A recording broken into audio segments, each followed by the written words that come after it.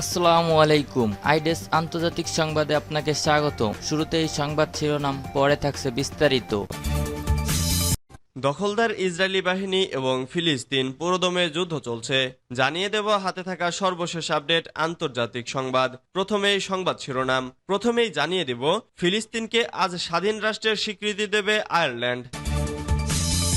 এরপর জানিয়ে দিব রাইসের মৃত্যুতে মধ্যপ্রাচ্যে উত্তেজনা বাড়ছে।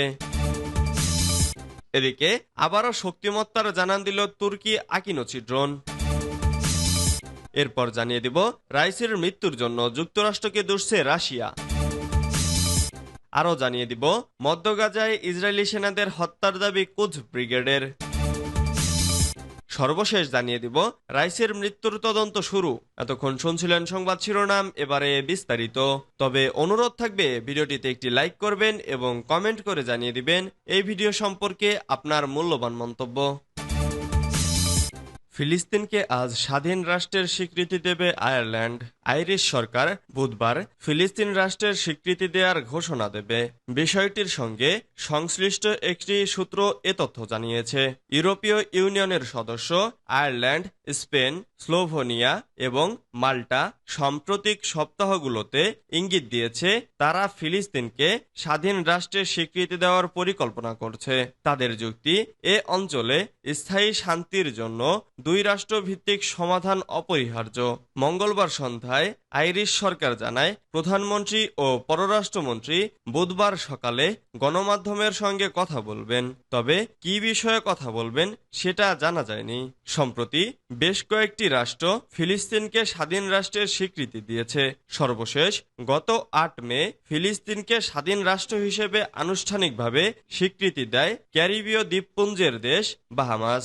মূলত ২০১২ সালে ফিলিস্তিন জাতিসংঘ সাধারণ পরিষদের পর্যবেক্ষক রাষ্ট্র হিসেবে স্বীকৃতি পায়। তখন দেশটির দূতকে জাতিসংঘের সংস্থাগুলোতে অংশ নেওয়ার অনুমতি দেওয়া হয়েছিল, তবে কোনো ভোট দেওয়ার ক্ষমতা দেওয়া হয়নি। গত ১৮ এপ্রিল জাতিসংঘের নিরাপত্তা পরিষদে ফিলিস্তিনের পূর্ণ সদস্য পদের অনুরোধের একটি প্রস্তাবে ভেটো দেয় মার্কিন যুক্তরাষ্ট্র। ১৫ সদস্যের নিরাপত্তা পরিষদের ওই ভোটে ফিলিস্তিনের পক্ষে ছিল ১২টি রাষ্ট্র। ভোট দেওয়া থেকে বিরত ছিল যুক্তরাজ্য ও সুইজারল্যান্ড। রাইসির মৃত্যুতে মধ্যপ্রাচ্যে উত্তেজনা বাড়ছে। হেলিকপ্টার বিধ্বস্ত হয়ে ইরানের প্রেসিডেন্ট ইব্রাহিম রাইসি, দেশটির পররাষ্ট্রমন্ত্রী ও অন্যান্য কর্মকর্তা নিহত হওয়ার ঘটনাটি মধ্যপ্রাচ্য জুড়ে উত্তেজনা বাড়িয়ে দিয়েছে। এ অঞ্চলে ইরানের বেশ গভীর ও বিস্তৃত প্রভাব রয়েছে। গত কয়েক দশক ধরে লেবানন, সিরিয়া, ইরাক, ইয়েমেন ও ফিলিস্তিনি ভূখণ্ডে সশস্ত্র গোষ্ঠীগুলোকে সমর্থন দিয়ে আসছে ইরান, যার ফলে এই দেশগুলো শক্তি প্রদর্শন করতে এবং ১৯৭৯ সালের ইসলামী বিপ্লবের কট্টর শত্রু যুক্তরাষ্ট্র বা ইসরায়েলের হামলা প্রতিহত করতে পারে। গত মাসে সিরিয়ায় ইরানি কনসুলেটে বিমান হামলায় ২ ইরানি জেনারেল ও ৫ কর্মকর্তা নিহত হওয়ার জবাবে রাইসি ও সর্বোচ্চ নেতা আয়াতুল্লাহ আলী খামেনির নেতৃত্বে ইসরায়েলে ইরানের শত শত ড্রোন ও ব্যালিস্টিক ক্ষেপণাস্ত্র নিক্ষেপের পর থেকে মধ্যপ্রাচ্যের উত্তেজনা তুঙ্গে ওঠে।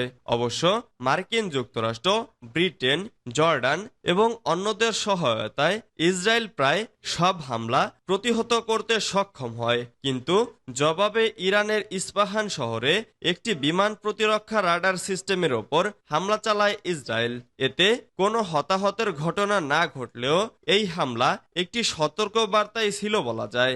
বছরের পর বছর ধরে দুপক্ষের মধ্যে গোপন অভিযান ও সাইবার হামলার মতো আড়ালে যুদ্ধ হলেও গত এপ্রিলে গোলাগুলি ছিল তাদের প্রথম সরাসরি সামরিক সংঘাত। ইসরায়েল ও হামাসের মধ্যকার যুদ্ধে ইরানের অন্যান্য মিত্ররাও জড়িয়ে পড়েছে, ফলে হামলা পাল্টা হামলা বড় এক যুদ্ধ শুরুর আশঙ্কাও দেখা দিয়েছে। এই উত্তপ্ত পরিস্থিতি এমন পর্যায়ে গিয়ে দাঁড়িয়েছে যার কারণে রোববার হেলিকপ্টার দুর্ঘটনার মতো অপ্রত্যাশিত মারাত্মক ঘটনা ঘটতে পারে।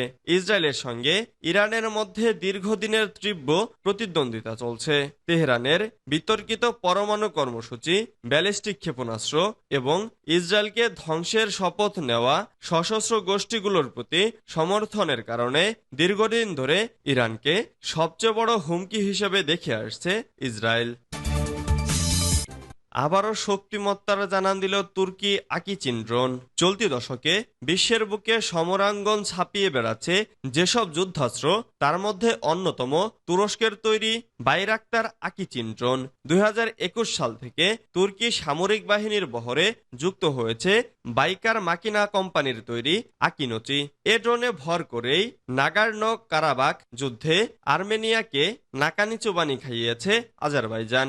এমনকি সিরিয়ায় কুর্দি বিদ্রোহীদের ওপর হামলা থেকে শুরু করে গুরুত্বপূর্ণ গোয়েন্দা অভিযান পরিচালনাও আকিনোচি ড্রোনের সাফল্য নজর কেড়েছে সমরবিদদের। তবে শুধু যুদ্ধ নয়, বরং শান্তিতেও নিজেদের দক্ষতা প্রমাণ করতে অদ্বিতীয় আকিনোচি।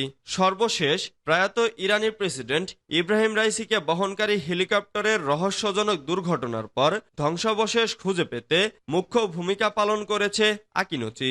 দুর্গম পাহাড়ি এলাকায় অন্ধকার আর দুর্যোগপূর্ণ আবহাওয়ায়ও শুধু তাপমাত্রার পরিবর্তন লক্ষ্য করেই শনাক্ত করে হেলিকপ্টারের ধ্বংসাবশেষ।